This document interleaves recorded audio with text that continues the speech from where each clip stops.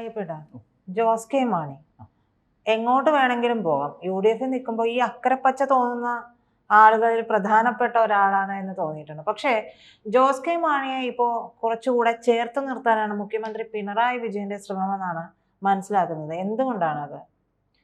അല്ല, അക്കരപ്പച്ച തേടി പോയതൊന്നുമല്ല. ജോസ് കെ മാണി എന്ന നമ്മളെ നേതാവിനെ, അതായത് മാണി സാറിന്റെ മകനെ മാണി സാർ വിളിക്കുന്നത് ജോസ് മോൻ എന്നാണ്. ജോസ് മോനെ മാണി സാറിനോടുള്ള ഇഷ്ടമൊന്നും മാണി സാറിന്റെ അനുയായികൾക്ക് ജോസ് മോനോട് ഇല്ല.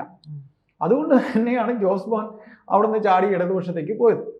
കോട്ടയത്ത് നിന്ന് ഒരു സീറ്റിലും ജോസ് മോനെ ജയിപ്പിക്കില്ല എന്നുള്ളത് ഈ മാണിക്കാർ അല്ലെങ്കിൽ ജോസഫ് ഗ്രൂപ്പുകാർ തീരുമാനിച്ചിരിക്കുന്നത്. അപ്പോൾ ജോസ് കെ മാണി ഒരു വേള എന്തുകൊണ്ട് ഇടതുപക്ഷത്തേക്ക് പോയി എന്ന് ചോദിച്ചാൽ, ഒരു വലിയ മനുഷ്യന്റെ, ഇപ്പൊ ഈ ചില വലിയ ആൾക്കാരുടെ മക്കളെ ഒരു കാശിനും കൊള്ളാത്ത മക്കളും ഉണ്ടാവും.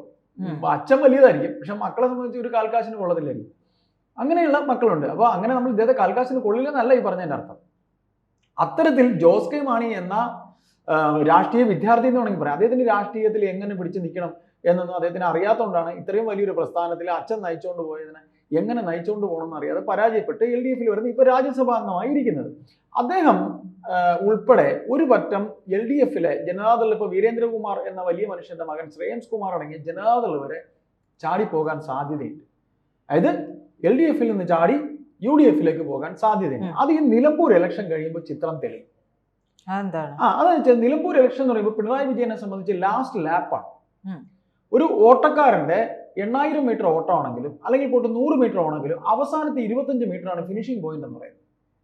പക്ഷെ ഒരു ഉപതിരഞ്ഞെടുപ്പ് കൊണ്ട് അങ്ങനെ അളക്കാൻ പറ്റുമോ? പറ്റും, അളക്കാൻ പറ്റും. കാര്യം എന്ന് വെച്ചാൽ പിണറായി വിജയൻ എന്ന നേതാവിനെ സംബന്ധിച്ച് എല്ലാം പിണറായി വിജയനാണ്.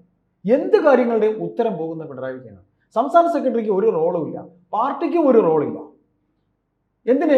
പാർട്ടിയെ നിശിതമായി വിമർശിക്കുന്ന എന്നാൽ മനസ്സുകൊണ്ട് പാർട്ടിയെ സ്നേഹിക്കുന്ന നിരവധി പേർ CPM-ന്റെ കണ്ണൂർ ഘടകത്തിലും അല്ലാതെയും കണ്ണൂർ ദേശത്തുള്ളവർ തന്നെ പറഞ്ഞിട്ടുള്ളത്, എവിടുന്ന് ഈ 150 കോടി AK സെന്ററിനുണ്ടായി? ഇത് അറിയേണ്ടതല്ലേ പാർട്ടി അറിയണ്ടേ? CPM എന്ന് പറയുന്ന പാർട്ടി ആറ്റിക്കളഞ്ഞാലും അളന്നു കളയണമെന്ന് കരുതുന്നവരാണ്. അവര് എന്താണ് നിങ്ങളുടെ കയ്യിൽ വന്നത് അത് നിങ്ങൾക്ക് അറിയേണ്ട, അത് പാർട്ടിക്ക് അറിയട്ടെ. ഈ ബഡ്ജറ്റ് എവിടെ നിന്ന് വന്നു? എൻ്റെ കയ്യിൽ നിന്നോ? പോട്ടെ, ഞാനല്ല, പാർട്ടി അംഗമായിട്ടുള്ള ആരുടെയെങ്കിലും കയ്യിൽ നിന്നോ 5 രൂപ വാങ്ങിച്ച് ചെയ്യുമ്പോൾ ആ പാർട്ടിക്കാരന് എത്ര സന്തോഷമാവും? എൻ്റെ കയ്യിൽ നിന്ന് ഇവിടെ വാങ്ങി പണിതൊരു പാർട്ടി ഓഫീസാണ് എന്നുള്ളൊരു അഭിമാനമുണ്ട്. ഇതിപ്പോൾ എവിടെ നിന്ന് ആകാശം വന്നത്? പഴയ പാർട്ടി ഓഫീസിന്റെ ആധാരം ആരുടെ കയ്യിലാണ്? ഇദ്ദേഹത്തിന്റെ മകളുടെ കമ്പനിയുടെ പേര് എവിടെയാണ് ഉണ്ടാക്കിയത്? ഈ എക്സാലോജിക് എന്ന കമ്പനിയുടെ അഡ്രസ്സ് ആര് പറഞ്ഞു? CPM-ന്റെ സെക്രട്ടറി എന്ന് പറഞ്ഞാൽ ഇദ്ദേഹത്തിന്റെ മോളെ പേരിൽ കമ്പനിയുടെ അഡ്രസ്സ് വയ്ക്കാൻ പറ്റും? ഇല്ലല്ലോ. നമ്മൾ വിഷയം മാറിപ്പോകുന്നതല്ല. അവനെ അങ്ങനെ അത്തരത്തിൽ പിണറായി വിജയൻ, എല്ലാത്തിന്റെയും ഉത്തരം പിണറായി വിജയൻ. CPM സമം പിണറായി വിജയൻ, സംഘടന CPM സംഘടന സമം പിണറായി വിജയൻ, CPM സെക്രട്ടറി സമം പിണറായി വിജയൻ, CPM-ന്റെ സംസ്ഥാന മുഖ്യമന്ത്രി സമം പിണറായി വിജയൻ. ഇനി എന്തുണ്ട്? ബാക്കി എന്തുണ്ട്? അപ്പൊ അങ്ങനെ വരുമ്പോൾ സാർ ഇത് അവസാനത്തെ ലാപ്പായിരിക്കും അദ്ദേഹത്തിന്റെ. മുഖ്യമന്ത്രി പിണറായി വിജയൻ അദ്ദേഹത്തോട് നമ്മൾ തന്നെ പറയും, അദ്ദേഹത്തിന്റെ അവസാനം നമ്മളൊരു 100 മീറ്റർ ഓട്ടത്തിൽ അവസാന 25 മീറ്ററാണ് ഒരാളുടെ ഫിനിഷിംഗ് പോയിന്റ് എന്ന് പറയുന്നത്. ആ 25 മീറ്റർ ഓട്ടം എന്ന് പറഞ്ഞാൽ ചങ്കുപൊട്ടി ഓടിയാലേ ഫിനിഷ് ചെയ്യാൻ പറ്റുള്ളൂ. ചങ്കുപൊട്ടി ഓടിയാലേ. അവിടെ ഒരു മുടി നാരിഴയ്ക്ക് ഒരു സെക്കൻഡിന് പോലും വിലയില്ല. ആ സെക്കൻഡിന്റെ ഫിനിഷിങ്ങിലാണ് പിണറായി വിജയൻ നിൽക്കുന്നത്. ഊർജ്ജശ്വാസം വലിക്കുകയാണ്. തോറ്റാൽ എല്ലാത്തിനും ഉത്തരം അദ്ദേഹം കൊടുക്കേണ്ടി വരും. എല്ലാത്തിനും ഉത്തരം കൊടുക്കേണ്ടി വരും. അങ്ങനെ ഇരുവശത്തും വാള് ഓങ്ങി നിൽക്കുന്നുണ്ട് പാർട്ടിക്കകത്ത് ആൾക്കാർ. പാർട്ടിക്കകത്ത് കൃത്യമായി നിൽക്കുന്നുണ്ട് ഉത്തരം പറയാൻ. ഇതൊക്കെ തന്നെ ഇതിനു മുമ്പുള്ള തിരഞ്ഞെടുപ്പുകളിലും പറഞ്ഞതാണ്, പക്ഷെ ഒന്നും സംഭവിച്ചില്ല. പ്രജിത അന്നൊക്കെ പറഞ്ഞെങ്കിലും അതിന് ഉത്തരം അദ്ദേഹം നൽകി. എങ്ങനെ? വിജയത്തിലൂടെ. ഇപ്പോൾ ഞാൻ പറയട്ടെ, പാലക്കാട് പാർട്ടി സമ്മേളനങ്ങൾ നടന്നുകൊണ്ടിരിക്കുമ്പോഴാണ് തൂങ്ങാമ്പാറ പോലുള്ള സ്ഥലങ്ങളിലൊക്കെ ഇന്നും പാർട്ടിക്കകത്ത് വിഭാഗീയതയുണ്ട്. പാലക്കാട് ആരാ ജയിച്ചുകൊണ്ടിരുന്നത്? ഈ ഷാഫി പറമ്പിൽ ജയിക്കുമ്പോൾ ആരാ ജയിച്ചുകൊണ്ടിരുന്നത്? അതായത് ഇദ്ദേഹം ചെയ്തു വെച്ച കുറേ കാര്യങ്ങളുണ്ട്. പാർട്ടിയെ സംഘടന തൻ്റെ കയ്യിലേക്ക് ഒതുക്കാൻ ശ്രമിക്കുമ്പോൾ സംഘടനയ്ക്ക് ഒരു ജനാധിപത്യ സ്വഭാവം കുറച്ചെങ്കിലും ഉണ്ട്. ആ ജനാധിപത്യ സ്വഭാവമൊക്കെ പോയി. പാർട്ടിക്കൊരു കുറച്ചെങ്കിലും ജനാധിപത്യ സ്വഭാവമുണ്ട്. ഉരുക്കുമുഷ്ടിയിൽ പാർട്ടി നിൽക്കില്ല.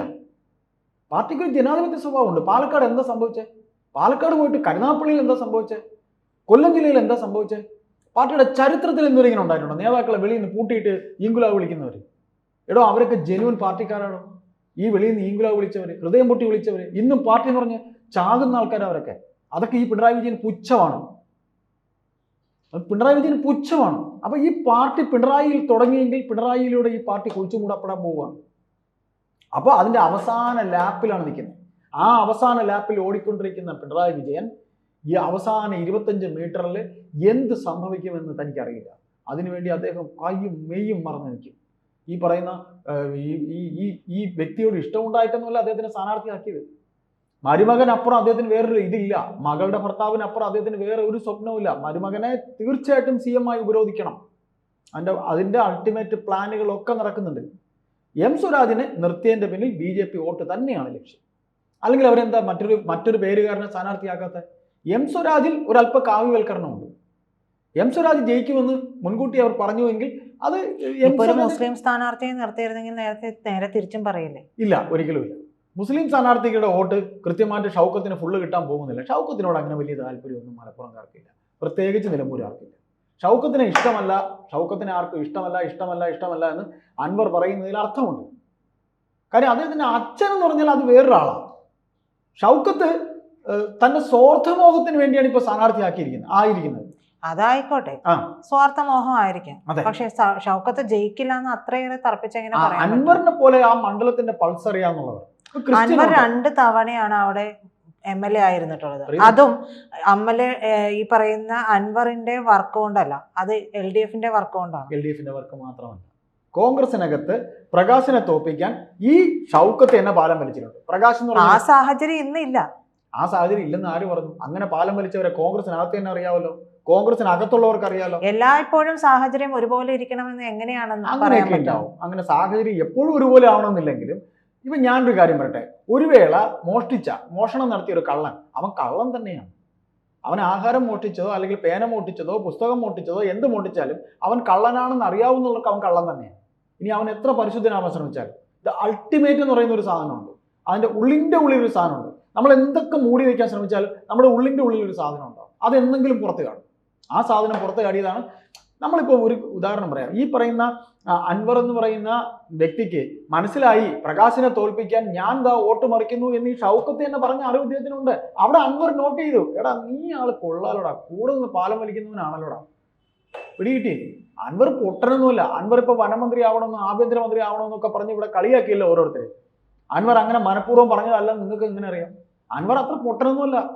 അൻവറിന് കൃത്യമായ കണക്കുകൂട്ടലുണ്ട്. എന്നിട്ട് അൻവറിന് ഇപ്പോൾ എവിടെയാണ് സ്ഥാനം? അൻവറിന്റെ സ്ഥാനം പൊക്കോട്ടെ, പക്ഷെ അൻവർ പിടിക്കുന്ന 10,000 വോട്ട് ആർക്കുള്ളതാ? 5,000 വോട്ടെങ്കിലും UDFന്റെ ആയിരിക്കുമല്ലോ, 5,000 വോട്ടെങ്കിലും CPMന്റെ ആയിരിക്കുമല്ലോ. 5,000 വോട്ട്, ഓരോ വോട്ട് പോയിരുന്നാലും 2 പേർക്കും നെഞ്ചിലിടിക്കണമല്ലോ. ഇത് മറ്റൊന്നുമല്ല. ഈ തെരഞ്ഞെടുപ്പ് കഴിയുന്നതോടുകൂടി നമ്മൾ പറഞ്ഞു വന്ന പോലെ പിണറായി വിജയൻ എന്ന നേതാവിനെ സംബന്ധിച്ച് ഇത് അദ്ദേഹത്തിന്റെ അവസാന ലാപ്പാണ്. ഈ അവസാന ലാപ്പ് അദ്ദേഹത്തിന് ഒരു ആഗ്രഹവും കൂടെ ഉണ്ട്, ഈ പഞ്ചായത്ത് ഇലക്ഷനിൽ കൂടെ തന്റെ പേര് വരണമെന്നുള്ളത്. ഇപ്പൊ സുധാകരന് ഏറ്റവും വലിയ ആഗ്രഹം തനിക്ക് KPC പ്രസിഡന്റായി ഇരുന്നുകൊണ്ട് ഈ പഞ്ചായത്ത് ഇലക്ഷനെങ്കിലും അറ്റൻഡ് ചെയ്യണമായിരുന്നു. അതിനെ സമ്മതിച്ചില്ല. ആര്? സതീശൻ. അപ്പൊ അതിന് കാലത്തിന്റെ കാവ്യനീതി സതീശന് കിട്ടും. അത് കിട്ടും. അത് എങ്ങനെയാണെന്നുള്ളത് ചിലപ്പോൾ ഷൗക്കത്ത് ജയിക്കുമായിരിക്കും, ഇല്ലെങ്കിൽ ഈ പറയുന്ന ഷൗക്കത്ത് തോക്കുമായിരിക്കും. എം സ്വരാജ്, ഇതിൽ ആരെങ്കിലും ഒരാൾ, ഒന്നുകിൽ മിനി പിണറായി വിജയനായി സതീശൻ വരും, സതീശന് ഒരു അപ്പ് കിട്ടും, ഇല്ലെങ്കിൽ പിണറായി വിജയൻ ഒരു അപ്പ് കിട്ടും. പിണറായി വിജയൻ ഈ പറയുന്ന പോലെ ഒരു ഉയർച്ച കിട്ടും. കാര്യം അതുകൊണ്ടാണ് ഈ പറയുന്ന രീതിയിൽ പിണറായി വിജയൻ ഈ അവസാന ലാപ്പ് ഓടുകയാണ്. അവസാന ലാപ്പ് ഓടുമ്പോൾ അവസാന ഒരു ഇതെന്ന രീതിയിൽ അദ്ദേഹം ആ ഒരു ശ്രമത്തിന്റെ ഭാഗമായിട്ടാണ് ജോസ് കെ മാണിയെ പോലെയുള്ള ഘടകകക്ഷികളെ നിങ്ങൾ പോകരുതേ മക്കളെ എന്നിങ്ങനെ ചേർത്തിരുന്നത്. അപ്പൊ അവർ പോകില്ല എന്ന് പറയുമ്പോഴും ഇത് നിലമ്പൂരിൽ ഒരു വേള ഷൗക്കത്ത് ജയിച്ചാൽ തീർന്നു. പിണറായി വിജയന്റെ കാര്യങ്ങളൊക്കെ ഇങ്ങനെ പതിയെ മാറിപ്പോകാനുള്ള സാധ്യതയുണ്ട്. കാര്യം കേന്ദ്രത്തിൽ നിതിൻ ഗഡ്കരിയെ പിടിക്കാറുണ്ട്, അതുപോലെ തന്നെ വേറെ പല ഹോൾഡ് അദ്ദേഹത്തിനുണ്ട്, മകളുടെ കേസ് ഒതുക്കാൻ ആളുണ്ട്, അങ്ങനെയൊക്കെയുള്ള കാര്യങ്ങൾ. അത് അധികാരത്തിൽ ഇരിക്കുന്നതുകൊണ്ടാണ്. അധികാരം വിട്ടു നോക്കട്ടെ, അധികാരം വിട്ടു കഴിയുമ്പോൾ സംഭവം പോകും. ഇപ്പോൾ എം സ്വരാജ് തോറ്റുപോയി ഷൗക്കത്ത് ജയിക്കുകയാണെങ്കിൽ പല മന്ത്രിമാരും തെറിക്കുമെന്ന് പറഞ്ഞല്ലോ. അതും ഈ പാർട്ടിക്കകത്ത് അദ്ദേഹം നടത്തുന്ന അവസാന പരിശ്രമമാണ്. ഇത്രയും വരെ ഞാൻ വെച്ചു, 10 മാസം ഞാൻ ഇവർക്ക് അവസരം കൊടുത്തു, അവിടെയും ഞാൻ പാർട്ടിക്കാരെ ഞാൻ ഇതൊക്കെ ചെയ്തു. കാര്യം അദ്ദേഹത്തിന് അൾട്ടിമേറ്റായി പാർട്ടിക്കകത്തും ഒരു ഗ്രിപ്പ് ഉണ്ടാക്കിയെടുക്കേണ്ട ആവശ്യമുണ്ട്. ഇപ്പം പോൾ ബ്യൂറോയിൽ വെറും ഒരു ക്ഷണിതാവ് മാത്രമാണ്. അത് ഇവിടുത്തെ സംസ്ഥാന സെക്രട്ടറി ആയതുകൊണ്ടാണ്, അല്ല മുഖ്യമന്ത്രി ആയതുകൊണ്ടാണ്, സംസ്ഥാനത്തെ മുഖ്യമന്ത്രി ആയതുകൊണ്ടാണ്, ക്ഷണിതാവ് മാത്രമാണ്. അപ്പോൾ ഇതിൽ നമുക്ക് പറയാൻ ഇത്രയേ ഉള്ളൂ. പിന്നെ ജോസ് കെ മാണി ചുമ്മയെന്നുള്ള രാജ്യസഭയിൽ മെമ്പറായത് അത് നമ്മൾ പലപ്പോഴും പറഞ്ഞിട്ടുണ്ട്. PC ജോർജിനെപ്പോലുള്ള നേതാക്കൾ പറഞ്ഞിട്ടുണ്ട്. ചുമ്മ അല്ലടാ എന്ന് പറഞ്ഞിട്ട് ചിരിച്ചുകൊണ്ട് PC ജോർജ് പറഞ്ഞിട്ടുണ്ട്. അതിന്റെ വ്യംഗ്യാർത്ഥം എല്ലാവർക്കും അറിയാം. കിട്ടേണ്ടത് കിട്ടിക്കഴിയുമ്പോഴേ ആവുള്ളൂ. അപ്പോൾ കിട്ടേണ്ടത് കൊടുത്തു കഴിഞ്ഞാൽ അതിൻ്റെ ഒരു കാലാവധി ഉണ്ടല്ലോ, അത് തിരിച്ച് പിടിക്കണമല്ലോ. അതിൻ്റെ ഒരു കാലാവധി വരെ നിൽക്കും ജോസ് കെ മാണി. എന്നിട്ട് തന്നെ അദ്ദേഹം തീരുമാനിക്കും എന്താന്നുള്ളത്. അപ്പോൾ അവസാനം 25 മീറ്റർ ഓടുന്ന പിണറായി വിജയൻ ചുറ്റിപ്പിടിക്കുകയാണ് ജോസ് കെ മാണിയെ, വീരേന്ദ്രകുമാറിന്റെ മകൻ ശ്രേയംസ് കുമാറിനെ ഇങ്ങനെ താൻ ഇങ്ങനെ വെള്ളത്തിലേക്ക് താന്നുകൊണ്ടിരിക്കുന്ന ഊർജ്ജശ്വാസം വലിച്ചുകൊണ്ടിരിക്കുകയാണ്. ഏതാണ്ട് ഇവിടം വരെ ഇങ്ങനെ മുങ്ങിയിട്ടുണ്ട്, ഇനി കഴുത്തറ്റം മുങ്ങിയിട്ടുണ്ട്, ഇനി മുകളിലോട്ട് അങ്ങ് മുങ്ങുമോ ഇല്ലയോ എന്നുള്ളത് അദ്ദേഹത്തിന്റെ പാദം താഴെ ഏതെങ്കിലും മരക്കൊമ്പിൽ പിടിച്ചാൽ അദ്ദേഹം ചിലപ്പോൾ രക്ഷപ്പെട്ട് കയറി വരും. അതിന്റെ ആ അവസാന ലാപ്പിലാണ്